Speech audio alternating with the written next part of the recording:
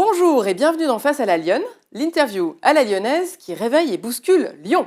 Je suis Alexandra Caracezeli, fondatrice de l'équipe des Lyonnes, et chaque semaine je reçois tous ceux qui ont une idée innovante, insolite ou originale pour faire avancer la ville ou la qualité de vie à Lyon.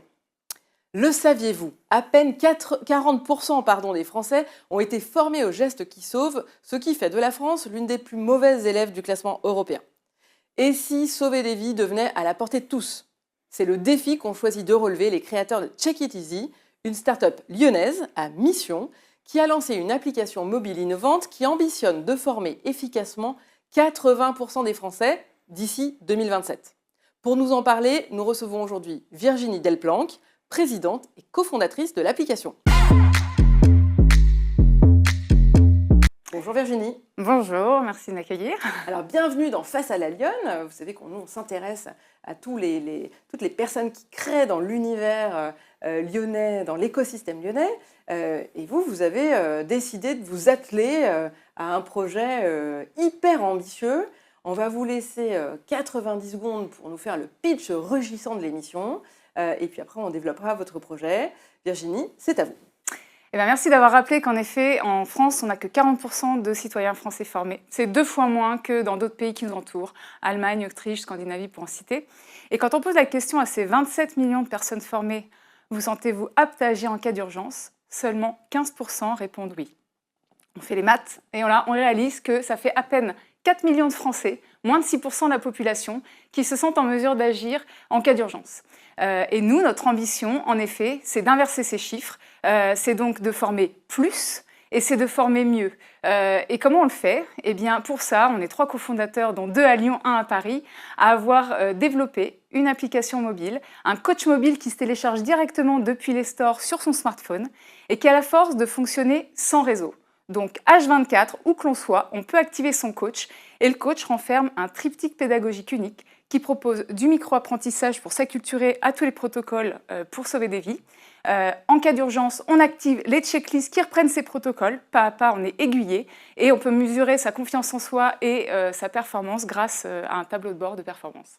Alors Virginie, finalement, l'innovation au-delà de l'application mobile, c'est surtout d'inverser un petit peu le système. C'est-à-dire qu'avant, il fallait faire la démarche d'aller se former, mais avec ce que vous avez rappelé, c'est-à-dire c'est terrifiant, effectivement, on se forme, mais après, on ne sait plus comment ça marche. Vous vous êtes dit, du coup, on va aller vers l'utilisateur final, c'est ça un peu l'idée derrière? Oui, alors il faut savoir qu'on vient du monde de l'hôpital. Au début, notre première audience sont les réanimateurs, le dernier maillon de la chaîne de l'urgence. Pour le savoir, ils utilisent tous des checklists papier et on s'est rendu compte que les checklists numériques, comme les pilotes d'avion par exemple, sont beaucoup plus efficaces. Et on s'est dit, on va en effet démocratiser la checklist, la rendre accessible à tous les citoyens avec cette application mobile qui est un premier pas pour se former. On s'acculture, en cas de pépin, on sait se raccrocher à ce qu'il faut faire dans les premières secondes d'un accident. Et l'enjeu, c'est de donner envie aux citoyens, aux collaborateurs, de se former, d'être certifiés et de gonfler cette confiance en soi. Mais en tout cas, c'est un premier pas vers l'autre pour agir en cas d'urgence. Alors concrètement, ça s'adresse à qui et comment? C'est-à-dire que je suis citoyen, je télécharge une application ou il faut que ce soit mon entreprise qui adhère au système de l'application? Alors, concernant le monde de l'entreprise, donc déjà, comme je disais, on vient du monde hospitalier et on se développe dans le monde de l'entreprise, toutes les entreprises depuis 7 années seulement. Et en effet, nous, notre ambition, c'est de former les citoyens grâce aux employeurs. L'employeur a l'obligation légale et morale d'assurer la santé, la sécurité des collaborateurs sur le lieu de travail. Donc on se dit que l'employeur peut financer, et pour le coup on a fait des tarifs très accessibles, l'ensemble des collaborateurs, pas que les simples sauveteurs et secouristes, les 1 pour 20 qui sont obligatoires, mais tous, pas que les référents, parce que quand c'est le référent qui a un arrêt cardiaque, tout le monde panique. Donc en fait de pouvoir former absolument tous les collaborateurs et de les engager dans une démarche vers l'autre citoyenne. Mais il n'y a qu'une formation par l'application ou il y a une session où on fait parce que c'est quand même concret, il y a des choses à avoir en application? Alors, c'est à la carte. En fait, Check It Easy peut venir seul, alors déjà pour commencer à s'acculturer, ou alors on peut se le procurer après avoir une formation présentielle certifiante, en décidant de voir le coach pour se rassurer au quotidien. Et on vend aussi Check It Easy, packagé, avec des formations certifiantes, avec notre partenaire national, Association nationale des premiers secours, qui est agréée par le ministère de l'Intérieur, par l'INRS, qui sont les autorités qui permettent de rédiger ces protocoles, qui sont les plus efficaces, et on a tout encapsulé dans l'application. Donc on fait du mix présentiel et numérique grâce à notre format. Et dernier aspect, s'agissant du projet, concrètement, l'application, en fait, vous avez évoqué le côté coach. Il y a aussi le côté, il y a une crise, il se passe un incident, je peux vérifier sur l'application et voir ce que je dois faire? Et tout à fait. En fait, ce qui se passe, c'est que, et on le voit d'ailleurs dans des environnements très hautement sécuritaires comme l'aéronautique, par exemple les pilotes d'avion, et même les réanimateurs que j'évoquais, ce sont des professionnels de l'urgence et de la sécurité. Ils ont des dizaines de milliers d'heures de formation et pourtant, en cas de crise, en situation d'urgence, ils se raccrochent tous à la checklist. Alors on se doute bien qu'une personne lambda comme nous qui ne sommes pas régulièrement confrontés à des situations où on est mis en situation de stress, on risque de paniquer. On risque d'avoir la page blanche et c'est là où le coach prend toute sa puissance, qu'on soit en race campagne, haute montagne, dans un endroit au sous-sol, peu importe, l'application fonctionne sans réseau et avant même qu'on puisse avoir l'opérateur des premiers secours, le 112, il faut parfois 2 minutes, voire plus, avant d'avoir un opérateur au bout du fil. C'est énorme, 2 minutes, il peut se passer énormément de choses et c'est là où le coach intervient et c'est là où on peut se raccrocher au protocole à suivre.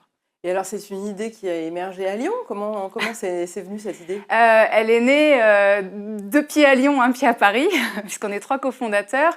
Xavier Delplanque et moi-même, qui sont mariés femmes dans la vie, on est basés à Lyon. Et notre cofondateur, Jean-Michel Constantin, est basé à Paris. Il est notamment chef de service réanimation à la Pitié-Salpêtrière. Il enseigne l'anesthésie-réanimation à Sorbonne Université. Et aujourd'hui, c'est le président de l'ASFAR, la Société française d'anesthésie-réanimation, qui est notre partenaire Société Savante. C'est avec l'ASFAR qu'on a démarré le projet. On a fait 2 ans de paillasse R&D dans différents hôpitaux pour tester l'application, la raffiner, avoir une ergonomie la plus fluide possible pour que même un enfant de 10 ans puisse s'approprier l'appli et finalement, de manière très simple, puisse activer les bons contenus. Alors Virginie, je vous propose que nous passions à votre portrait, le portrait lyonnais de l'émission. Dans la vie, j'ose vous poser la question, vous êtes plutôt en mode chaton ou vous êtes en mode lionne? Alors c'est marrant, je me posais la question, puis j'ai vu à l'entrée votre super sculpture de lion. Moi, je suis un peu comme la sculpture, c'est-à-dire que je suis une lionne, mais dans une peau de chaton. Je m'explique, c'est qu'en fait, globalement, j'aime la douceur, c'est-à-dire que je déteste les conflits, je déteste quand ça crie. Donc j'aime bien les rapports humains qui sont plutôt souples. Par contre, en moi, il y a une forme de feu intérieur, il y a des choses qui m'excèdent et qui m'invitent à produire, à créer et à bouillonner. Donc j'ai un peu un tempérament de lionne à l'intérieur. Et alors, quel est votre parcours de fenote? Vous êtes lyonnaise vous-même? Alors, je ne suis pas lyonnaise, je suis née à Paris, j'ai grandi dans la Creuse, puis je me suis expatriée pendant 6 ans à Londres et à San Francisco. Et ça fait 10 ans que je suis lyonnaise et je me sens lyonnaise aujourd'hui. Donc c'est une terre d'adoption, mais c'est là où ma fille, donc mon deuxième enfant est né, en 2016. Et puis ça fait 10 ans que je vis à côté de l'île Barbe dans un environnement que j'adore et je vis ma vie à fond les ballons. J'adore Lyon, je suis une grande ambassadrice et je suis très fan de Lyon que je promeus partout. Alors Virginie, vous connaissez l'émission, il y a toujours le portrait, la rubrique praline ou mâchon. Praline, c'est le truc qui cartonne en ce moment et que vous avez envie de nous partager, ou mâchon, c'est le truc qui pique et qui vous agace. Qu'est-ce que vous avez envie de nous partager cette semaine?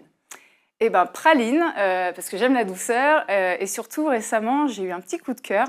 Dans mon parcours d'entrepreneur, je me suis faite accompagner par Mousqueton. Alors Mousqueton, ça s'écrit avec un K, c'est un écrin qui se trouve au cœur du H7, donc pas très loin d'ici, dans l'accélérateur de start-up. C'est un écrin en bois. Et en fait, le mantra de Mousqueton, c'est si nul n'est parfait, une équipe peut l'être. Donc c'est une dimension d'équipe, ça s'adresse à tous les dirigeants. Et moi, ça m'a beaucoup aidée. Je suis rentrée à Mousqueton. Alors, il faut y aller par le site internet et après, on peut rentrer dans le lieu physique. Et là, on peut avoir des conseils très affûtés pour vraiment mettre ses utilisateurs, ses clients au cœur de son projet. Et moi, ça m'a énormément aidée pour Check It Easy. Bien, merci de cette rubrique praline partagée. Et puis maintenant, Virginie, c'est le coup de griffe de la semaine de l'invité. Qu'est-ce que vous avez envie de donner comme coup de griffe? C'est-à-dire, qu'est-ce qui, de votre point de vue, pourrait être amélioré, transformé au sein de la cité ou au sein de votre secteur d'activité? Je donne le coup de griffe de la semaine. Je parlais de coup de cœur, je vais rester avec le cœur. Moi, ce qui m'a motivée pour Check It Easy, c'est de sauver des vies. Et je trouve ça dingue qu'en France, aujourd'hui, la formation au premier secours ne soit pas obligatoire dès la maternelle. Quand on est enfant, on est une éponge, on apprend énormément. À partir de 4 ans, on peut faire de la formation au premier secours. Donc je ne comprends pas que ce ne soit pas dans les programmes scolaires systématisés. Et puis globalement, pour des personnes de ma génération et plus, je ne comprends pas que ce ne soit pas une obligation pour l'employeur d'aider à se mettre à jour de tout ça, parce que c'est vraiment une démarche citoyenne. Et pour moi, c'est du bon sens. Très bien, merci de ce partage de coup de griffe. Donc je résume, Check It Easy, finalement, on n'a plus aucune excuse, zéro excuse pour ne pas connaître les gestes de secours. Donc on va pouvoir s'entraîner, demander à notre employeur de bien vouloir télécharger les applications et nous former. Si on veut en savoir plus, on se donne rendez-vous sur votre site internet checkiteasy.app comme application. Et Virginie, on vous revoit quand à la prochaine occasion ? Alors, semaine chargée, hier j'étais à Vez pour former les collaborateurs de GAC Technologies. Là en ce moment, il y a une partie de l'équipe qui est au Congrès national des sapeurs-pompiers à Mâcon. Et demain, j'ai pas mal d'autres entreprises à aller voir à Lyon, des groupes notamment dans le bâtiment et dans le transport. Donc on vous voit un petit peu partout, en train de nous aider à nous former oui. aux nouveaux gestes de secours. Merci beaucoup, c'est la fin de cette émission. Merci de l'avoir suivi. On se retrouve la semaine prochaine pour un nouvel invité dans Face à la Lionne.